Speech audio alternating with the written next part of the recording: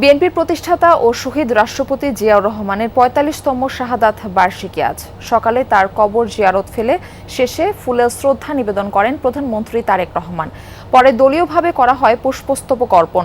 দিনটি স্মরণে রাজধানীর বিভিন্ন এলাকায় দুস্থ মানুষদের মাঝে খাদ্য সামগ্রী ও বস্ত্র বিতরণ করেন প্রধানমন্ত্রী। বলেন, জিয়াউর রহমানের দেখানো পথে দেশ পরিচালনা করতে চায় বিএনপি সরকার। জাতীয়তাবাদী রাজনীতির বিকাশে যার ভূমিকা এখনও রাজনৈতিক অঙ্গনে প্রাসঙ্গিক, সেই জিয়াউর রহমানের শাহাদাত বার্ষিকীতে জিয়া উদ্যানে জনতার ঢল।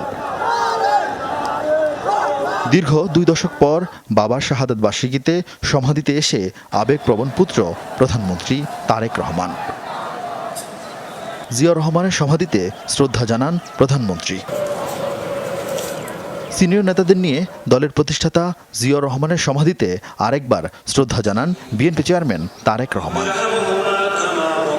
একদল শাসন ব্যবস্থা থেকে বক্সাল থেকে ফিরিয়ে নিয়ে আসা, অন্যদিকে অর্থনীতিতে একটা মুক্ত বাজার অর্থনীতি চালু করা ছিল আমাদের এই বাংলাদেশের পরিবর্তনের প্রথম ধাপ। ঐক্যবদ্ধভাবে এই জাতির সমৃদ্ধির জন্য এগিয়ে যায়, এই শিক্ষা আমরা শহীদ রাষ্ট্রপতি জিয়াউর রহমানের কাছ থেকে পেয়েছি এবং আমাদের দলের আদর্শ উদ্দেশ্য তাই। পরে প্রথমবারের মতো বাবার শাহাদাত বার্ষিকীতে দলের চেয়ারম্যান হিসেবে সীমিত আয়ের মানুষের মাঝে উপহার সামগ্রী বিতরণ করেন প্রধানমন্ত্রী। রাজধানী স্কুল থেকে শুরু করে ঢাকা মহানগরের উত্তরের শ্যামলী, বাংলা কলেজ, মিরপুর, পল্লবী, ইসিবি, কুড়িল ও বাড্ডায় উপহার সামগ্রী বিতরণ করা হয়। প্রধানমন্ত্রী বলেন, জিয়াউর রহমানের দেখানো পথেই দেশ গঠনে কাজ করছে সরকার। শহীদ রাষ্ট্রপতি জিয়াউর রহমান আমাদেরকে শিক্ষা দিয়ে গিয়েছেন যে আপনার কিভাবে দেশ গঠন করতে হবে, কিভাবে মানুষের পাশে দাঁড়াতে হবে। আমরা চেষ্টা করছি আমাদের সর্বোচ্চ শক্তি দিয়ে দেশকে সামনের দিকে এগিয়ে নেওয়ার জন্য।